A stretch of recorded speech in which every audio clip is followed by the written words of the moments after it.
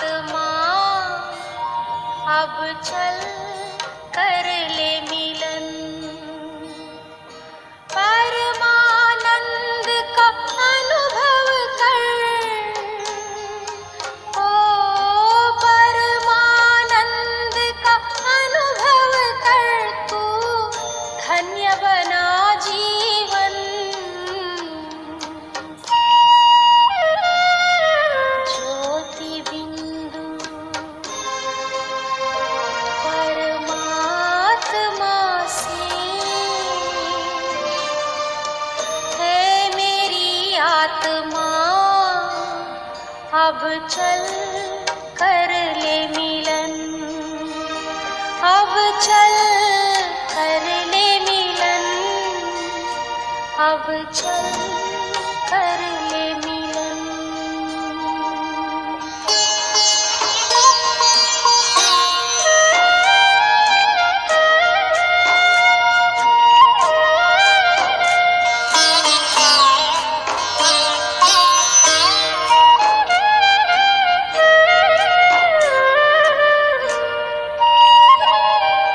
प्रभु की प्राप्ति का मूल मंत्र है संपूर्ण समर्पण।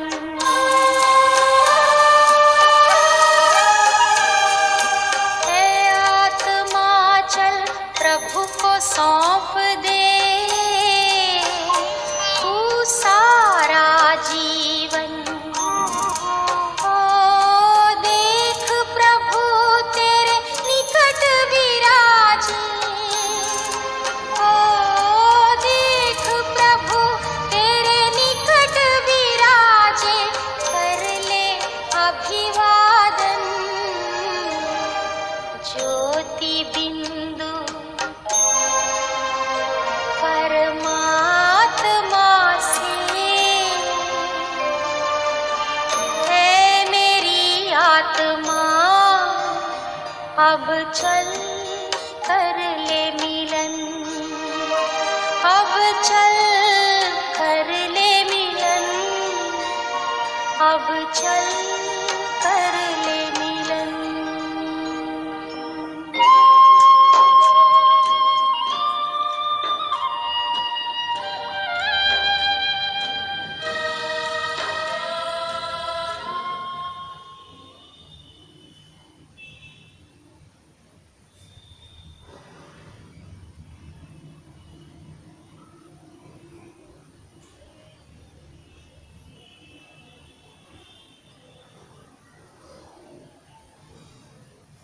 ओम शांति।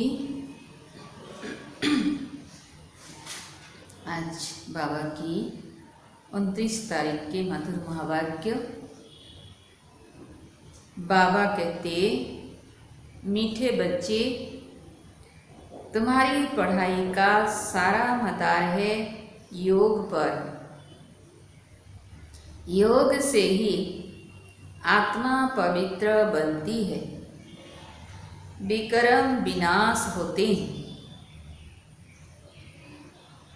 आज बाबा ने मुरली का सार बताया कि हमारे पढ़ाई का सारा मदार योग के ऊपर है। योग से ही आत्मा पवित्र बनती है, विकर्म विनाश होते हैं। तो हमको योग के ऊपर ही विशेष अटेंशन देना है। प्रश्न है, कई बच्चे बाप का बनकर फिर हाथ छोड़ देते हैं, कारण क्या होता है? कई बच्चे बाप का बनकर फिर हाथ छोड़ देते हैं, कारण क्या होता है? उत्तर बाबा कहती, बाप को पूरी रीति न पहचानने के कारण, पूरा निश्चय बुद्धि न होने के कारण 8-10 बरस के बाद भी बाप को फारकती दे देते हैं, हाथ छोड़ देते हैं, पद भ्रष्ट हो जाता है। ये बाबा ने कारण बताया कि बाप को पूरी रीति न पहचानने के कारण,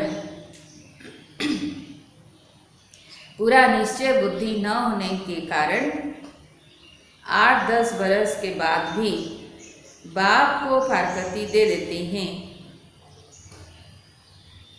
हाथ छोड़ देते हैं, पद भ्रष्ट हो जाता है।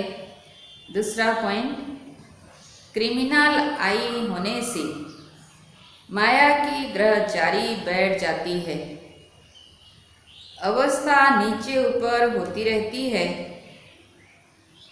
तो भी पढ़ाई छूट जाती है। यह आज बाबा ने कारण बताया। कई बच्चे बाप का बनकर भी हाथ छोड़ देते हैं। ओम शांति। रूहानी बच्चों प्रति रूहानी बाप समझा रहे हैं। अभी समझते हो कि हम सब रूहानी बेहद के बाप के बच्चे हैं। इनको बाप दादा कहा जाता है। जैसे तुम रूहानी बच्चे हो, वैसे यह ब्रह्मा भी रूहानी बच्चा है शिव बाबा का। शिव बाबा को रथ तो जरूर चाहिए ना। इसलिए जैसे तुम आत्माओं को अर्गंस मिले हुए हैं कर्म करने के लिए, वैसे शिव बाबा का भी यह रथ है, क्योंकि यह कर्म क्षेत्र है जहाँ कर्म करना होता है। ये संसार क्या है? कर्म क्षेत्र है। सभी मनुष्य आत्माओं को कर्म करना ही होता है। कर्म के बिना तो कोई रह नहीं सकते।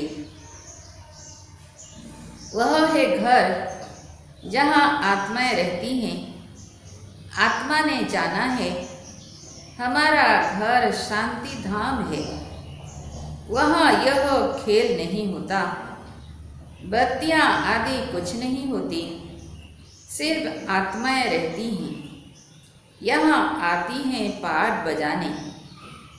तुम्हारी बुद्धि में है यह बेहद का ड्रामा है।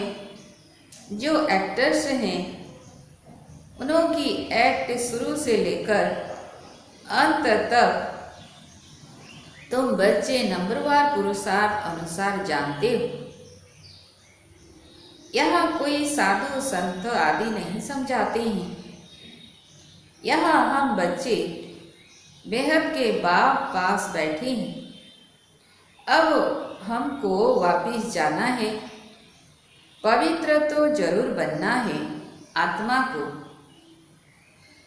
क्योंकि बाबा कहते जब हम आए थे परम धाम से तो पवित्र बनकर आए थे, अब हमको वापिस जाना है।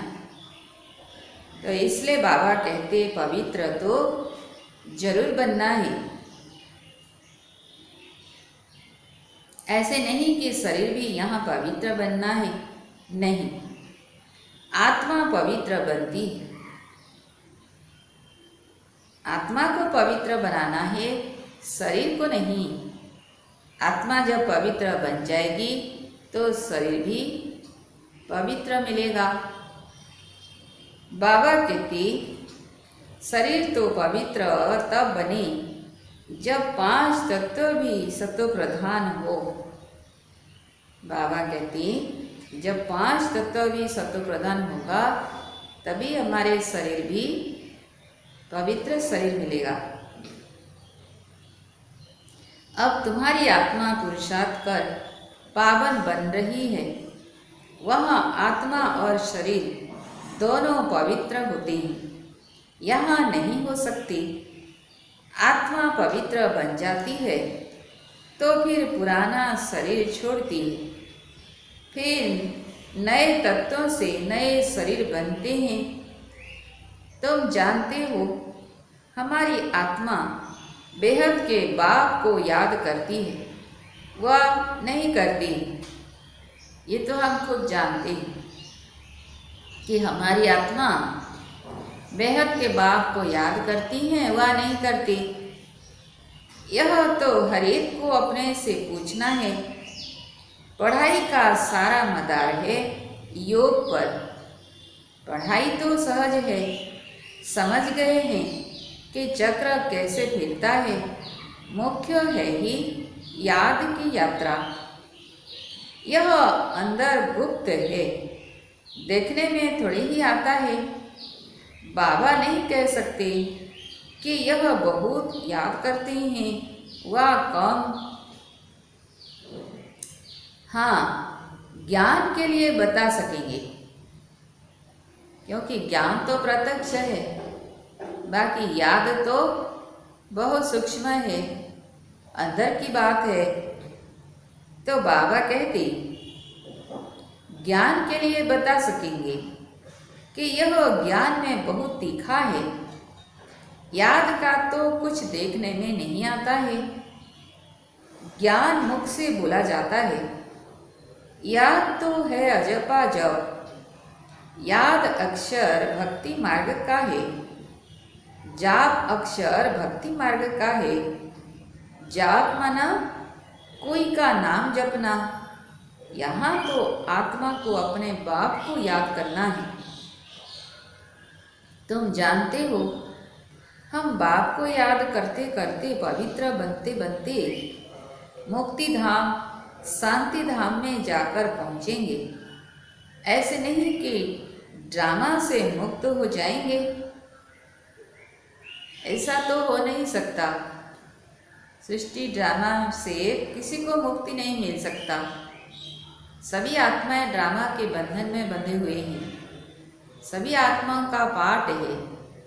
मुक्ति का अर्थ है दुख से मुक्त। बाबा बता रहे हैं मुक्ति का अर्थ क्या है, दुख से मुक्त हो जाना। शांति धाम जाए फिर सुख धाम में आएंगे। पवित्र जो बनते हैं वह सुख भोगते हैं, अपवित्र मनुष्य उनकी खिदमत करते हैं। पवित्र की महिमा है, इसमें ही मेहनत है। आंखें बड़ा धोखा देती हैं, गिर पड़ते हैं। नीचे ऊपर तो सबको होना पड़ता है, एक स्थिति तो हमेशा रहती नहीं, नीचे ऊपर तो होता रहता है। तो बाबा कहते ग्रहचारी सबको लगती है। भल बाबा कहते हैं बच्चे भी समझा सकते हैं। फिर कहते हैं माता गुरु चाहिए, क्योंकि अब माता गुरु का सिस्टम चलता है। जब से बाबा आए हैं संगम युग पर, माता गुरु का सिस्टम अभी चलता है। तो बाबा कहते आगे पिताओं का था, पुरुष लोग ही गुरु बनते थे, दीक्षा देते थे, मंत्र जप तप सिखाते थे। अब ये संगम युग पर माता गुरु का सिस्टम चालू हो गया है। अभी पहले पहले कलश माताओं को मिलता है। माताएं मेजॉरिटी में हैं। कुमारियाँ राखी बांधती हैं पवित्रता के लिए। भगवान कहते हैं काम महाशत्रु है, इस पर जीत पहनो। रक्षाबंधन पवित्रता की निशानी है। वो लोग राखी बांधते हैं, पवित्र तो बनते नहीं हैं। वह सब है आर्टिफिशियल राखी, कोई पावन बनाने वाले नहीं हैं। इसलिए बाबा कहते हैं आर्टिफिशियल राखी है, कोई पावन बनाने के लिए राखी नहीं बांधते हैं। इसमें तो ज्ञान चाहिए। अभी तुम राखी बांधते हो, अर्थ भी समझाते हो, यह प्रतिज्ञा कराते हैं। यहाँ जब हम राखी बांधते हैं तो प्रतिज्ञा कराते हैं कि हम पवित्र बनेंगे, मन वचन कर्म से पवित्र रहेंगे, पवित्र दुनिया की स्थापना करेंगे। जैसे सिख लोगों को कंगन निशानी होती है, परंतु पवित्र तो बनते नहीं। पतित को पावन बनाने वाला सर्व का सद्गति दाता एक है, वह भी देहधारी नहीं है। पानी की गंगा तो इन आँखों से देखने में आती है। बाप जो सद्गति दाता है, उनको इन आँखों से नहीं देखा जाता। आत्मा को कोई भी देख नहीं सकते कि वह क्या चीज है। कहते भी हैं हमारे शरीर में आत्मा है, उनको देखा है? किसी से भी पूछो हमारे शरीर में आत्मा है, उनको देखा है? तो कहेंगे नहीं। आत्मा तो इन स्थूल नेत्रों से देखने की चीज नहीं है। शरीर दिखाई देता है, आत्मा को तो देख नहीं सकते। हाँ, अनुभव कर सकते हैं। और सब चीज़ें जिसका नाम है वह देखने में जरूर आती है। आत्मा का भी नाम तो है। कहते भी हैं भ्रुकुटी के बीच चमकता है अजब सितारा, परंतु देखने में नहीं आते हैं। परमात्मा को भी याद करते हैं, देखने में कुछ नहीं आएगा। लक्ष्मी नारायण को देखा जाता है इन आँखों से। लिंग की भल पूजा करते हैं, परंतु वह कोई यथार्थ रीति तो नहीं है ना। देखते हुए भी जानते नहीं हैं परमात्मा क्या है, यह कोई नहीं जान सकते, क्योंकि इन आँखों से देखने की चीज नहीं है। आत्मा तो बहुत छोटी बिंदी है, देखने में नहीं आती है। न आत्मा को न परमात्मा को देखा जा सकता है। तो बाबा कहते स्थूल नेत्रों से तो देखा नहीं जा सकता, परंतु जाना जाता है। ये ज्ञान के आधार से हम आत्मा को परमात्मा को जान सकते हैं, अनुभव कर सकते हैं। अभी तुम जानते हो हमारा बाबा आया हुआ है, इनमें इस शरीर की अपनी आत्मा भी है। फिर परमपिता परमात्मा कहते हैं मैं इनके रथ पर विराजमान हूँ, इसलिए बाप दादा कहते हो। अब दादा को तो इन आँखों से देखते हो, बाप को नहीं देखते हो। जानते हो बाबा ज्ञान का सागर है, वह इस शरीर द्वारा हमको ज्ञान सुना रहे हैं। वह ज्ञान का सागर पतित पावन है। निराकार आत्मा निराकार रास्ता कैसे बताएंगे? प्रेरणा से तो कोई काम नहीं होता। भगवान आते हैं, यह किसी को भी पता नहीं है। निराकार भगवान कैसे आते हैं, किसके तन में आते हैं, आके क्या करते हैं, यह किसी को भी पता नहीं है। शिव जयंती भी मनाते हैं तो जरूर यहाँ आता होगा ना, तुम जानते हो। अभी वह हमको पढ़ा रहे हैं, बाबा इसमें आकर पढ़ाते हैं। बाप को पूरी रीति न पहचानने कारण, निश्चय बुद्धि न होने कारण 8-10 बरस के बाद भी फारकती दे देते हैं। माया बिल्कुल ही अंधा बना देती है। बाप का बनकर फिर छोड़ देते हैं तो बाबा कहते पद भ्रष्ट हो जाता है। अब तुम बच्चों को बाप का परिचय मिला है तो औरों को भी देना है। बाप का परिचय हम बच्चों को मिला है तो हमारा भी कर्तव्य है औरों को बाप का परिचय देना।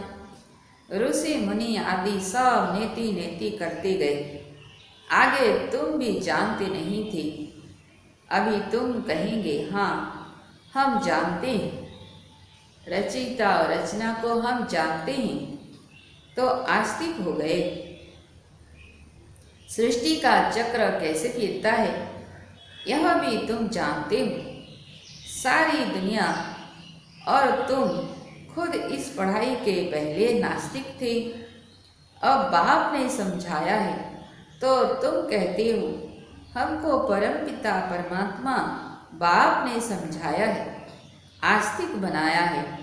हम रचता और रचना के आदि मध्य अंत को नहीं जानते थे। बाप है रचता,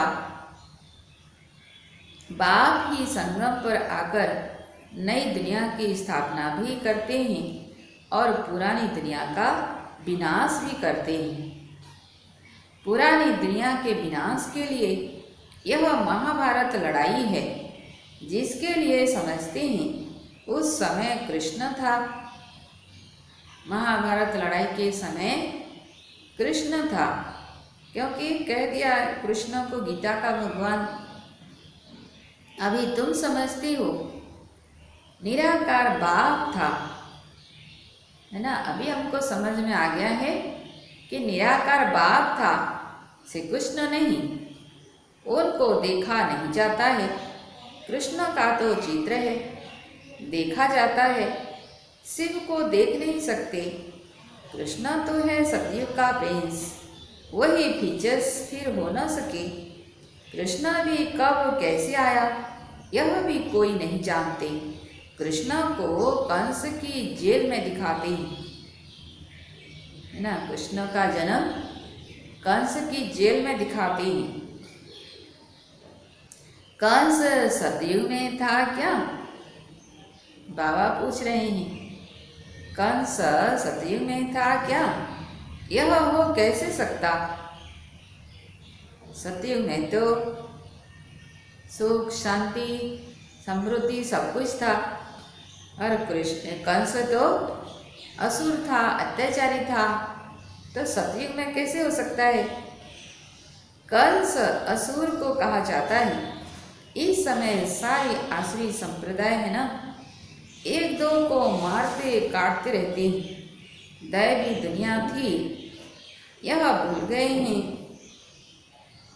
ईश्वरीय दैवी दुनिया ईश्वर ने स्थापन की, यह भी तुम्हारी बुद्धि में है, नंबरवार पुरुषार्थ अनुसार, है ना। तो बाबा कहते ईश्वरीय दैवी दुनिया ईश्वर ने ही स्थापन की, कोई मनुष्य ने नहीं। बाबा कहते इस समय ईश्वर तुमको लायक बना रहे हैं, शर्म का देवी देवता बनाने बाप पढ़ा रहे हैं। इस संगम युग को कोई भी नहीं जानते। कोई भी शास्त्र में इस पुरुषोत्तम युग की बात नहीं है ना। कोई भी शास्त्रों में वर्णन नहीं है पुरुषोत्तम संगम युग कब होती है। जब परमात्मा की अवतरण होती है उसको पुरुषोत्तम संगम युग कहा जाता है। कलयुग का अंत और सतयुग की आदि, ये बात तो किसी भी शास्त्र में वर्णन नहीं है। बाबा कहते पुरुषोत्तम युग अर्थात जहाँ पुरुषोत्तम बनना होता है, सतयुग को कहेंगे पुरुषोत्तम युग। इस समय तो मनुष्य पुरुषोत्तम नहीं है, इनको तो कनिष्ठ तमो प्रधान कहेंगे। यह सब बातें सिवाय तुम ब्राह्मणों के और कोई नहीं समझ सकते। बाप कहते हैं यह है आसुरी भ्रष्टाचारी दुनिया। सतयुग में ऐसा कोई वातावरण नहीं होता। वह थी शिष्टाचारी दुनिया, उनके चित्र है। बरोबर यह शिष्टाचारी दुनिया के मालिक थे। भारत के राजाएं होकर गए हैं, जो पूजे जाते हैं, पूज्य पवित्र थे, जो ही फिर पुजारी बने। पुजारी भक्ति मार्ग को, पूज्य ज्ञान मार्ग को कहा जाता है। पूज्य सो पुजारी, पुजारी फिर पूज्य कैसे बनते हैं यह भी तुम जानते हो। इस दुनिया में पूज्य एक भी हो न सके। पूज्य परमपिता परमात्मा और देवताओं को ही कहा जाता है। परमपिता परमात्मा है सबका पूज्य, और वो सदा पूज्य है, कभी पुजारी बनता नहीं। सब धर्म वाले उनकी पूजा करते हैं। ऐसे बाप का जन्म यहाँ ही गाया जाता है। शिव जयंती है ना, परंतु मनुष्यों को कुछ पता नहीं कि उनका जन्म भारत में होता है। आजकल तो शिव जयंती की हॉलीडे भी नहीं करते। जयंती मनाओ न मनाओ तुम्हारी मर्जी, ऑफिशियल हॉलीडे नहीं है। जो शिव जयंती को नहीं मानते हैं वह तो अपने काम पर चले जाते हैं। बहुत धर्म है ना, सतयुग में ऐसी बातें होती नहीं। वहाँ यह वातावरण ही नहीं। सतयुग है ही नई दुनिया, एक धर्म। वहाँ यह पता नहीं पड़ता कि हमारे पीछे चंद्रवंशी राज्य होगा, है ना। बाबा कह रहे हैं सतयुग में ये पता ही नहीं होगा कि हमारे पीछे चंद्रवंशी का राज्य होगा। यह तुम सब जानते हो, यह पास्ट हो गया है। सतयुग में तुम होंगे, वहाँ किस पास्ट को याद करेंगे। पास्ट तो हुआ कलयुग, तो सतयुग में तो कोई पास्ट को याद नहीं करेंगे ना।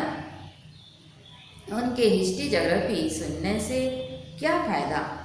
यहाँ तुम जानते हो हम बाबा के पास बैठे हैं। बाबा टीचर भी है, सदगुरु भी है। बाप आए हैं सबकी सदगति करने। अभी आत्माओं को जरूर ले जाएंगे। मनुष्य तो देह अभिमान में आकर कहते हैं सब मिट्टी में मिल जाना है।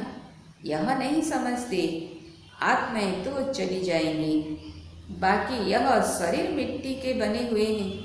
यह पुराना शरीर खत्म हो जाता। हर आत्मा एक शरीर छोड़ दूसरा जाए लेती है।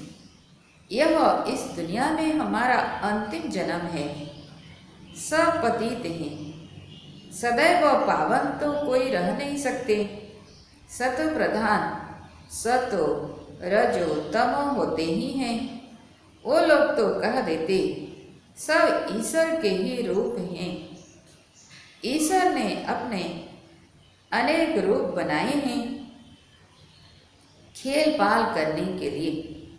हिसाब किताब कुछ नहीं जानते, न खेल पाल करने वाले को जानते हैं। बाप ही बैठकर वर्ल्ड की हिस्ट्री ज्योग्राफी समझाते हैं। खेल में हर एक का पार्ट अलग अलग है, सबका पोजीशन अलग अलग है। जो जैसा पोजीशन वाला होता है उनकी महिमा होती है। यह सब बातें बाप संगम पर ही समझाते हैं। सतयुग में फिर सतयुग का पाठ चलेगा, वहाँ यह बातें नहीं होगी। यहाँ तुमको सृष्टि चक्र का ज्ञान बुद्धि में फिरता रहता है। तुम्हारा नाम ही है सदर्शन चक्रधारी। बाबा ने हम बच्चों को टाइटल दिया है, हमारा नाम है सदर्शन चक्रधारी। लक्ष्मी नारायण को थोड़ी ही सदर्शन चक्र दिया जाता है। यह है ही यहाँ के मूल वतन में सिर्फ आत्माएं रहती हैं, सूक्ष्म वतन में कुछ नहीं। मनुष्य जानवर पशु पंछी आदि सब यहाँ होते हैं।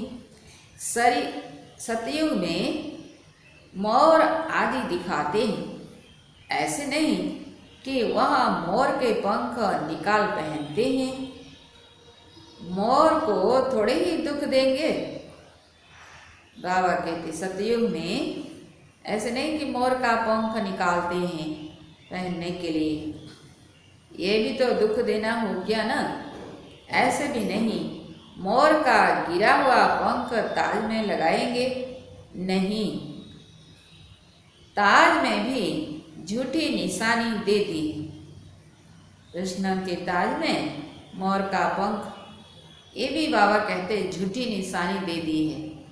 वह सब खूबसूरत चीज़ें होती है, गंदी कोई चीज़ का नाम निशान नहीं।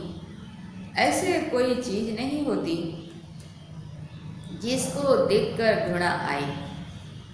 बाबा कहते सतयुग में ऐसा कोई चीज़ होती नहीं जिसको देखकर घृणा आए।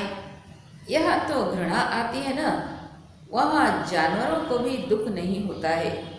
सतयुग कितना फर्स्ट क्लास होगा। नाम ही है स्वर्ग, हेवन, नई दुनिया। यहाँ तो पुरानी दुनिया में देखो, बरसात के कारण मकान गिरते रहते हैं, मनुष्य मर जाते हैं, अर्थक्वेक होगी, सब दबकर मर जाएंगे। बाबा कहते सतयुग में बहुत थोड़े होंगे, फिर बाद में वृद्धि को पाते रहेंगे। पहले सूर्यवंशी होंगे, सतयुग में पहले सूर्यवंशी होंगे।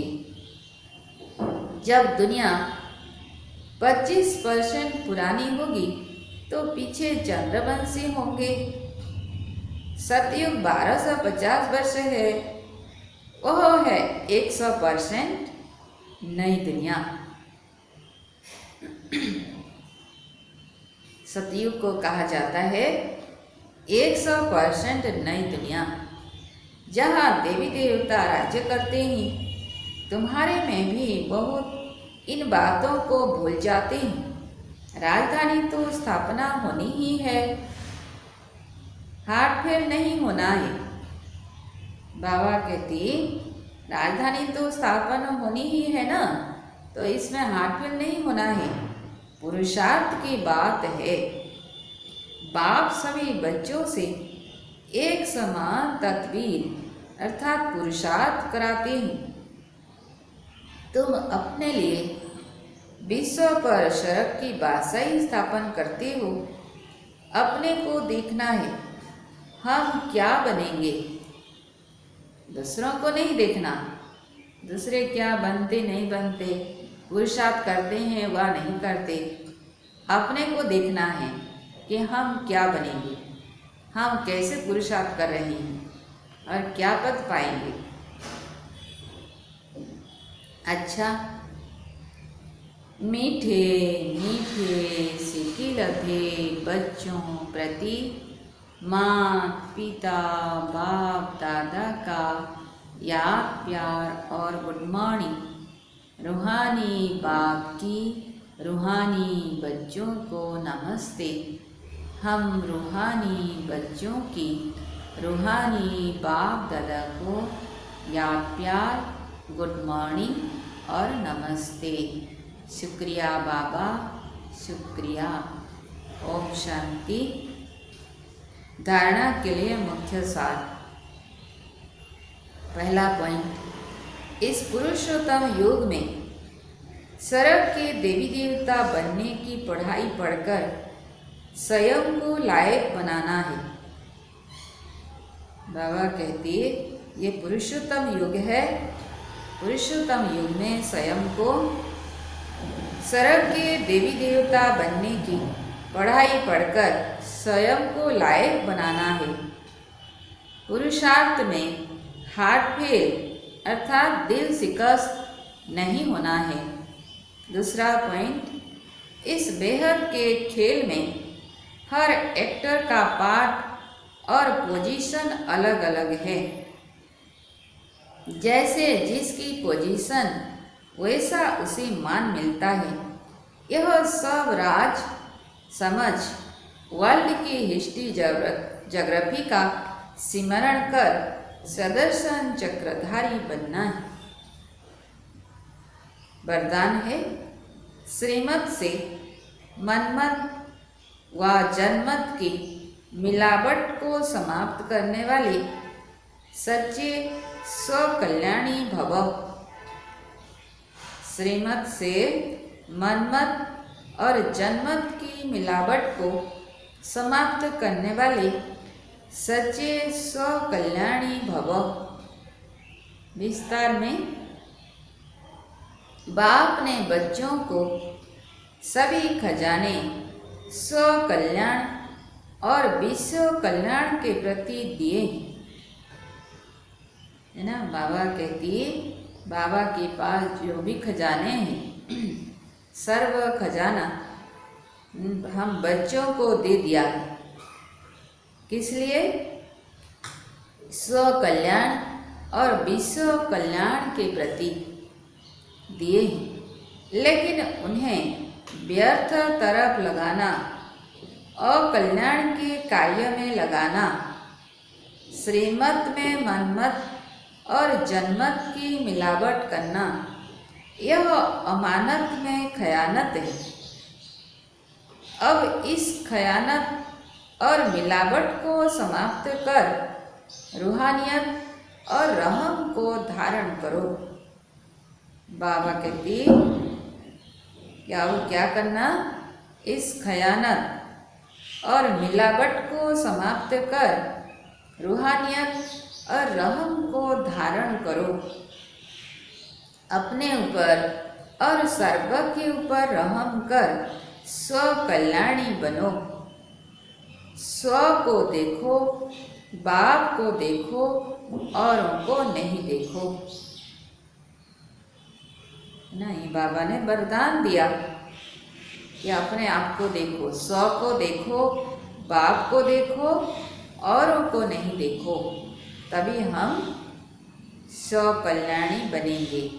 स्व कल्याणी स्व विश्व कल्याणी बनेंगे।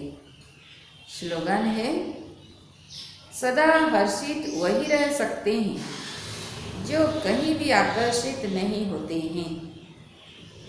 सदा हर्षित वही रह सकते हैं जो कहीं भी आकर्षित नहीं होते हैं।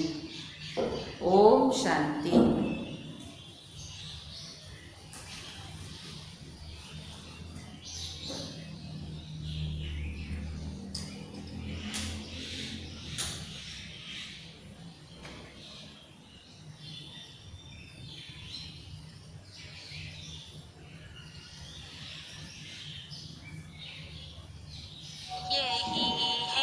तमन्ना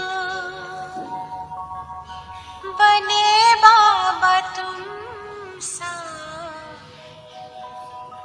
चले साथ घर को घड़ी ऐसी आए। यही है तमन्ना बने बाबा तुम सा, तमन्ना बने बाबा तुम सा, चले साथ घर को घड़ी ऐसी आए। हमें तो वतन की बहुत याद आए। हमें तो वतन की बहुत याद आए।